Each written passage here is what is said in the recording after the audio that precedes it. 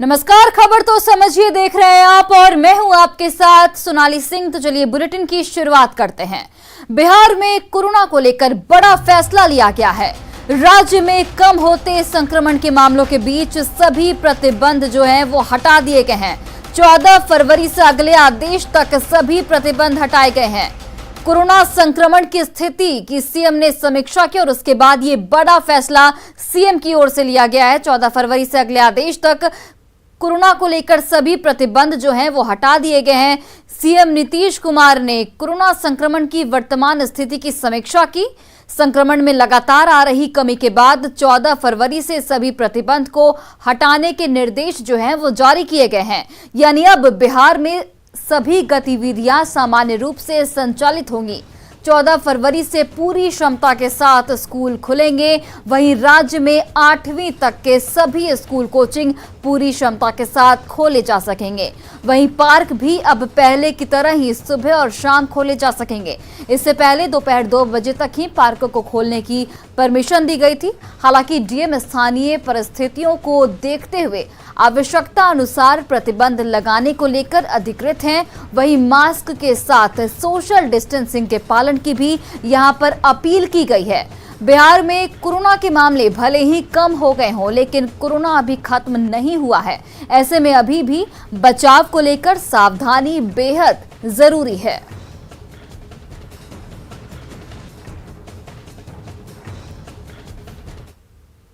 और देखिए, बिहार में कोरोना के कम होते मामलों को देखते हुए इस बार बिहार में 14 फरवरी से अगले आदेश तक सभी तरह के प्रतिबंध हटा लिए गए हैं। इसे लेकर पटना के लोगों की क्या राय है, जानने की कोशिश की न्यूज 18 से हमारे सहयोगी संजय कुमार ने। देखिए क्या कुछ लोगों ने कहा है। क्राइसिस मैनेजमेंट ग्रुप ने आज अहम फैसला लेते हुए बिहार में कोरोना के कारण जो प्रतिबंध लगाया गया था उसको अब वापस ले लिया है। यानी बिहार में सारी गतिविधियां अब सामान्य रूप से संचालित होंगी।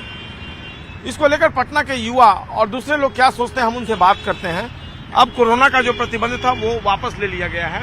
इसको लेकर क्या सोचते हैं? सारी चीजें सामान्य रूप से चलेंगी। सही है सर। उतना दिन से हम लोग का कोचिंग सब बंद था, ऑनलाइन चल रहा था, मतलब उतना सही नहीं था। मतलब खुल गया तो डेली आ जा रहा है। अब तो 100% प्रेजेंस हो गया स्टूडेंट्स का, उसके साथ कोचिंग चलेगा तो कोई परेशानी नहीं होगी। नो सर, कोई परेशानी नहीं। आप चाहते थे? हाँ, बहुत दिन से चाह रहे थे। क्या नाम है आपका? पीयूष राज मेरा नाम है सर। पीयूष हैं, बता रहे हैं कि बिल्कुल सरकार का फैसला सही। जो दूसरे लोग हम उनसे भी बात कर लेते हैं। सारे प्रतिबंध जो हैं वो अब खत्म हो गए हैं और सामान्य रूप से अब सारी गतिविधियां संचालित होंगी। सरकार ने फैसला लिया, क्या सोचते हैं? जी नहीं, सरकार ने ये फैसला लिया है तो बहुत अच्छा सोचा है। इसलिए कि बहुत दिक्कत थी, विद्यार्थी वर्ग को बहुत ज्यादा नुकसान हो गया है, शिक्षा विभाग को। हाँ, और कोचिंग संस्थान खुल गया है तो जैसे मकान मालिक भी हैं उनके पास भी बहुत दिक्कत हो गई थी। तो इससे सरकार का फैसला बहुत अच्छा है। ऐसे नीतीश जी जो भी काम कर रहे हैं ठीक कर रहे हैं, किसी भी तरह का गलत काम वो नहीं कर रहे हैं। तो सरकार का फैसला बिल्कुल सही है। क्या नाम है आपका? My name is sir Manish Ranjan Kumar मेरा नाम। मनीष रंजन जी हैं, वो बता रहे हैं कि सरकार ने जो फैसला लिया वो सही है। बस इस पे ध्यान रखना चाहिए, सही से मॉनिटर करना चाहिए। अगर कोई केस फिर से बढ़ना शुरू होता है तो उसको देखना चाहिए और सही समय में फैसला लेना चाहिए। अब लग रहा है कि सामान्य जिंदगी अब फिर से शुरू हो जाए। हाँ, ऐसा तो लग रहा है क्योंकि कोरोना भी कमजोर हो रहा है। तो अपना तरफ से, लेकिन लोगों को समझना चाहिए कि कोरोना अभी गया नहीं है। अभी हम सेफ्टी में रहें, पार्क जाए या कुछ मास्क लगाएं, दूरी बनाए रखें। जब तक पूरी तरह बिल्कुल खत्म नहीं हो जाएगी केस, जब तक ऐसे आएगा, नहीं तो फिर वही स्थिति प्रॉब्लम हो जाएगा, लॉकडाउन लग जाएगा। प्रॉब्लम हम ही लोगों को सहना पड़ेगा। मास्क हर हाल में पहने और सोशल डिस्टेंसिंग का भी पालन करें। कैमरा पर्सन दीपक के साथ संजय कुमार, न्यूज 18 पटना। और चलिए अब इस खबर के मायने को समझने की कोशिश करते हैं। दरअसल देश भर में कोरोना की तीसरी लहर खत्म होने की कगार पर है। बिहार में कोरोना के केस लगातार कम हो रहे हैं। मुख्यमंत्री नीतीश कुमार ने समीक्षा बैठक के बाद सभी प्रतिबंध हटाने का फैसला लिया है। बिहार में अब सभी गतिविधियां पहले की तरह संचालित होंगी। मास्क समेत कोरोना गाइडलाइन का पालन करना हालांकि जरूरी होगा। 14 फरवरी से सभी पाबंदियां खत्म हो रही हैं। बिहार में आज केवल 174 कोरोना के मामले सामने आए हैं। बिहार में स्कूल, पार्क सब कुछ खुल जाएंगे इस फैसले के बाद, लेकिन कोरोना अभी खत्म नहीं हुआ है, ये जरूर समझें। नियमों का पालन करना यहाँ पर बेहद जरूरी है और इसका ख्याल रखें ताकि आप खुद को और अपने आसपास के सभी लोगों को सुरक्षित रख सकें। चलिए बढ़ते हैं अगली खबर की ओर। बिहार के लाल और विकेटकीपर बल्लेबाज ईशान किशन मौजूदा आईपीएल सीजन में सबसे महंगे खिलाड़ी बन गए हैं। उन्हें मुंबई इंडियंस ने 15 करोड़ से अधिक रुपए में खरीदा है। पिछले सीजन में उन्हें सिर्फ 6 करोड़ रुपए मिले थे। ईशान की इस शानदार उपलब्धि पर परिवार से लेकर बिहार झारखंड के खेल प्रेमियों में काफी उत्साह है।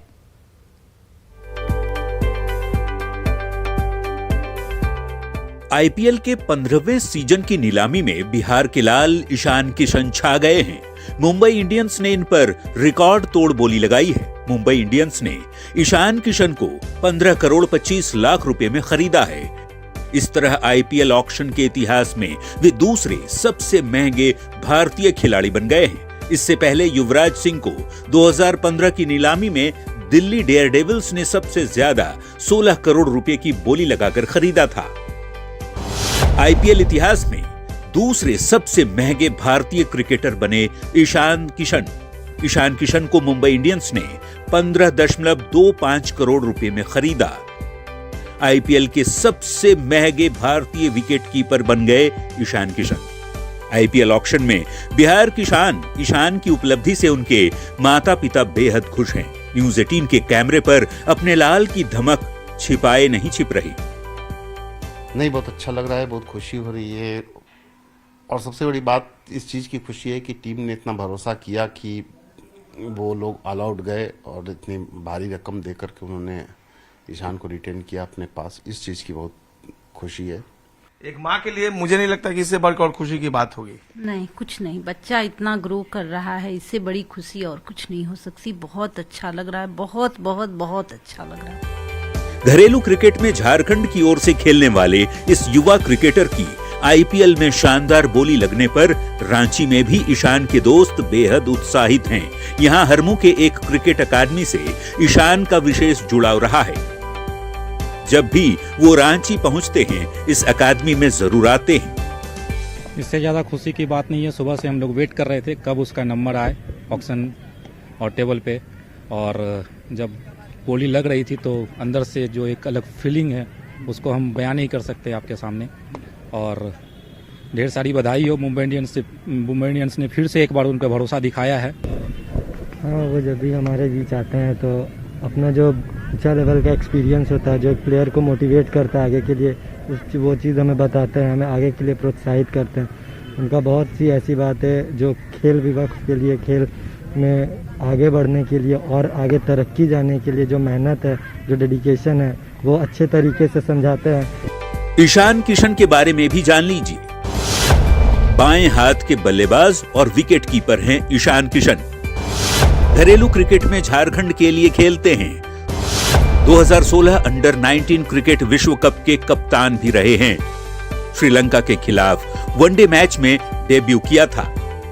ईशान ने भारत के लिए 3 वनडे मैच खेले हैं। ईशान किशन 5 T20 मैच भी खेल चुके हैं। जाहिर तौर पर ईशान किशन की शानदार उपलब्धि पर बिहार से लेकर झारखंड के खेल प्रेमियों में बेहद उत्साह है।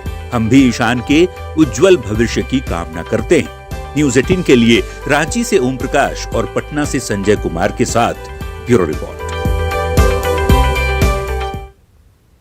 और चलिए अब इस खबर के मायने को समझने की कोशिश करते हैं कि ईशान किशन आईपीएल के इतिहास के दूसरे सबसे महंगे भारतीय खिलाड़ी बन गए हैं। मुंबई इंडियंस ने रिकॉर्ड तोड़ बोली 15 करोड़ 25 लाख की लगाई है। मुंबई ने पहली बार किसी खिलाड़ी के लिए 10 करोड़ से ज्यादा की बोली लगाई है, जो अपने आप में एक बड़ी उपलब्धि है। आईपीएल सीजन 15 की नीलामी की प्रक्रिया कल तक चलेगी। बिहार के ईशान घरेलू क्रिकेट में झारखंड की ओर से खेलते हैं और अब इस खबर के बाद जो भी बिहार झारखंड के खेल प्रेमी हैं, न सिर्फ खेल प्रेमी बल्कि पूरे लोग जो हैं इस खबर के बाद ईशान किशन पर गर्व महसूस कर रहे हैं। चलिए बढ़ते हैं अपनी अगली खबर की ओर। जेडीयू में बड़े नेताओं की एक दूसरे के खिलाफ बयानबाजी से बिहार की सियासत एक बार फिर से गर्मा गई है। पार्टी में गतिरोध उत्तर प्रदेश के चुनाव में सीटों को लेकर शुरू हुआ, जो अब सतह पर आ चुका है। सियासी गलियारे में जेडीयू के अंदर आरसीपी और ललन के बीच की बयानबाजी पार्टी में तेज होती गुटबाजी के तौर पर देखी जा रही है। आखिर क्या है जेडीयू के बयानों का खेल, समझिए इस रिपोर्ट के जरिए। अरे आप लोग एक के बतिया को ना बार बार पूछते रहते, उसके आगे भी बढ़ोगे ना, वो तब हो गया, चैप्टर क्लोज होगा, उस पर क्या बोलना। जेडीयू नेता और केंद्रीय मंत्री आरसीपी सिंह किस बात का चैप्टर क्लोज बता रहे हैं, तो जरा जान लीजिए। आरसीपी यूपी चुनाव से जुड़े सवाल पर सफाई दे रहे हैं। कह रहे हैं कि जेडीयू के यूपी में अकेले लड़ने की उन्हें कोई जानकारी नहीं। एक बार फिर से सुन लीजिए। तो उत्तर प्रदेश में बातें क्यों नहीं हो पाई? अरे भाई अरे आप लोग एक के बतिया को ना बार बार पूछते रहते, उसके आगे भी बढ़ोगे ना, वो तब हो गया, चैप्टर क्लोज होगा, उस पर क्या बोलना। भाई हमरा उसके बारे में पता नहीं है। बस इसी बात को लेकर जेडीयू के दूसरे बड़े नेता एक सुर में बयानबाजी करने लगे। मोर्चा खुद पार्टी के राष्ट्रीय अध्यक्ष ललन सिंह ने संभाला और कह दिया कि कुछ लोग बड़ा सपना देख लेते हैं, ऐसे लोगों का मानसिक संतुलन ठीक नहीं। और इस तरह का जो कोई अगर मन के अंदर और कोई सपना में भी अगर जो सोचता है तो वो वही सोच सकता है जिसका मानसिक संतुलन सही नहीं। बात जेडीयू के भीतर गुटबाजी की इसलिए भी की जा रही है कि पार्टी के दूसरे बड़े नेताओं ने भी आरसीपी का नाम लिए बगैर उनकी मंशा पर सवाल खड़े कर दिए। लेकिन पार्टी का एक सिस्टम होता है, उस सिस्टम से जुड़कर सब लोगों को काम करना चाहिए, उनको भी इसी सिस्टम से जुड़कर काम करना चाहिए। इस सवाल को मैं अपनी राय के विषय में कह सकता हूँ। पार्टी की राय क्या है? पार्टी के स्पोक्समैन तो पार्टी के पदाधिकारी और जो अधिकृत व्यक्ति हैं वही बोलेंगे, लेकिन मैं पार्टी के विषय में जो जानता हूँ, पार्टी के सारे लोगों ने जो कहा है उसमें विशेष राज्य के दर्जे की ही बात करें।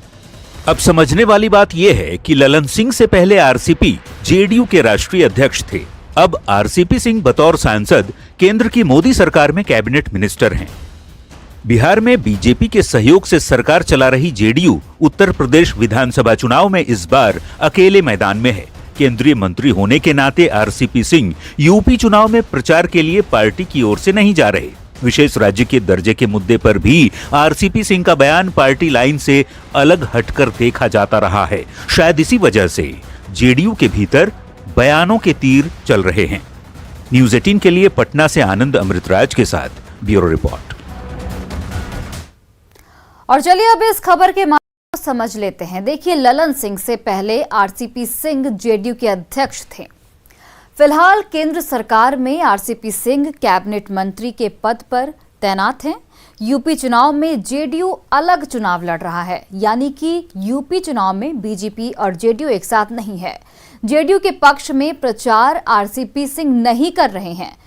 साथ ही विशेष दर्जे की मांग पर भी पार्टी लाइन से आरसीपी सिंह की सोच यहां पर अलग है। यानी अगर हम इन सभी चीजों को मिला लें तो ये कहना बिल्कुल गलत नहीं होगा कि अब जेडीयू और बीजेपी ये दोनों अलग अलग रुख रखते हैं और जेडीयू के जो अंदर की गुटबाजी है वो अब सीधे तौर पर सामने आ रही है। चलिए बढ़ते हैं अगली खबर की ओर।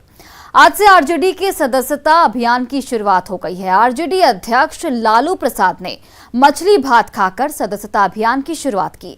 इस मौके पर लालू प्रसाद ने डिजिटल सदस्यता अभियान पर जोर दिया है। वहीं प्रदेश अध्यक्ष जगदानंद सिंह ने 1 करोड़ सदस्य बनाने की अपील की है। तेजस्वी यादव ने पार्टी नेताओं और कार्यकर्ताओं से सदस्यता अभियान में पूरी ईमानदारी और शक्ति से जुड़ने की अपील की है।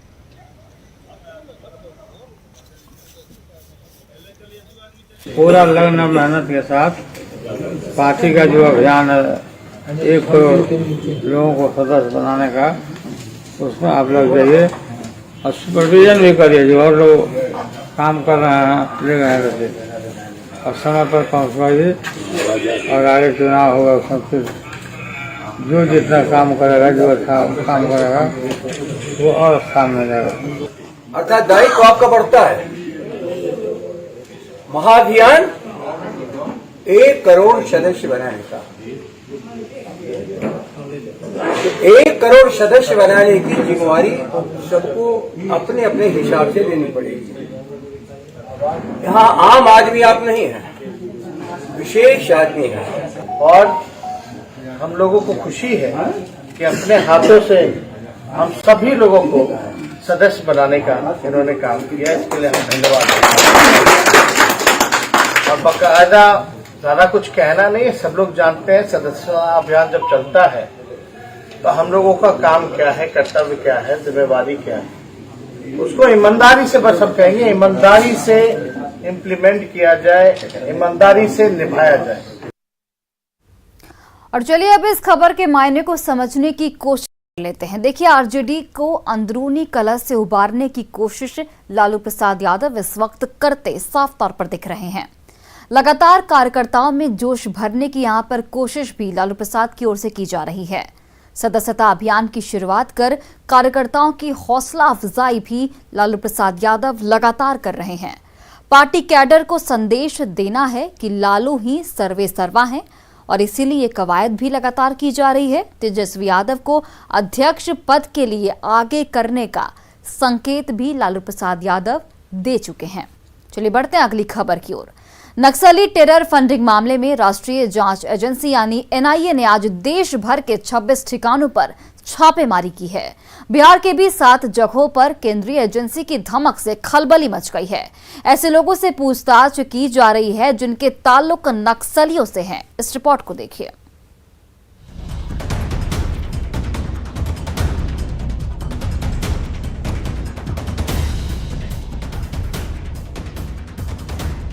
केंद्रीय जांच एजेंसी एनआईए ने नक्सलियों के खिलाफ बड़ी कार्रवाई को अंजाम देते हुए बिहार, झारखंड, आंध्र प्रदेश और ओडिशा में करीब 26 लोकेशंस पर छापेमारी की है।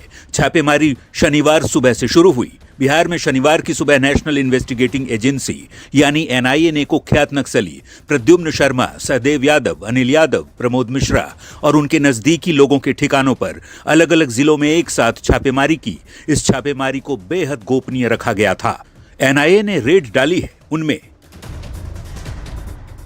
पटना ग्रामीण, जहानाबाद, अरवल, नवादा, औरंगाबाद, नालंदा और गया जिले शामिल हैं। केंद्रीय जांच एजेंसी 4 राज्यों के 26 लोकेशन पर छापेमारी कर रही है। उन 4 राज्यों की अगर बात करें तो बिहार, झारखंड, उड़ीसा, आंध्र प्रदेश के 26 अलग अलग लोकेशन पे छापेमारी कर रही है। बिहार की अगर बात करें तो गया, नालंदा, पटना समेत दूसरे जो इलाके हैं वहां पे छापेमारी कर रही है। जहानाबाद में हुलासगंज थाना क्षेत्र के रुस्तमपुर में कुख्यात नक्सली प्रद्युम्न शर्मा और मोकिनपुर में विकास शर्मा के ठिकानों पर छापेमारी की गई। वहीं नवादा के सिरदला थाना क्षेत्र के संपत बिघा गांव में सहदेव यादव के घर पर छापेमारी की गई। शनिवार की सुबह जहानाबाद के हुलासगंज में एनआईए की टीम पहुंची थी। यहां तक कि जिले के अधिकारियों को भी नहीं पता था कि आखिर एनआईए की टीम आई क्यों है। कुछ घंटों के बाद यह पता चला कि नक्सली प्रद्युम्न शर्मा और उनके सहयोगियों के ठिकानों पर छापेमारी की जा रही है। हालांकि वहां से ऐसा कुछ भी नहीं मिला जिसको लेकर छापेमारी की गई। अरवल के निरखपुर गांव में नक्सली संगठन के पूर्व एरिया कमांडर आनंदी पासवान के घर पर भी एनआईए की टीम ने दबिश दी। करीब 4 घंटे तक पूछताछ की गई और घर को खंगालने के बाद कई दस्तावेज भी अपने साथ ले गई। उधर नवादा के सिरदला थाना इलाके के संपत बिघा गांव में कम्युनिस्ट नेता सहदेव यादव के घर एनआईए की टीम ने छापेमारी की और उनका मोबाइल फोन जब्त कर अपने साथ ले गई। सीबीआई के अफसर से हम आपका घर को जांच करेंगे, तो हम लोग घरे थे, बाहर थे, बोले जांच कर लीजिए। पूरा सब रूम खोल दिए कि जांच कर लीजिए। पूरे सब जगह जांच किए तो कुछ नहीं उनको मिला। तो बोले अपना वाला मोबाइल दे दीजिए हमको, उसी को लेके चले गए जिसका हमको रिसीविंग दिया और घर से कोई चीज़ नहीं मिला। और साथ में उनका कोई अफसर थे जिनको आप पहचाने? डीएसपी रजौली थाना प्रभारी से। ये नक्सलियों को टेरर फंडिंग को लेकर अब तक की सबसे बड़ी कार्रवाई बताई जा रही है। उम्मीद है केंद्रीय एजेंसी की जांच में कई अहम सुराग हाथ लगेंगे। Bureau report, news 18। और फिलहाल इस बुलेटिन में बस इतना ही। आप देखते रहिए न्यूज़ 18। पर्यटन स्थल की ओर जाता है।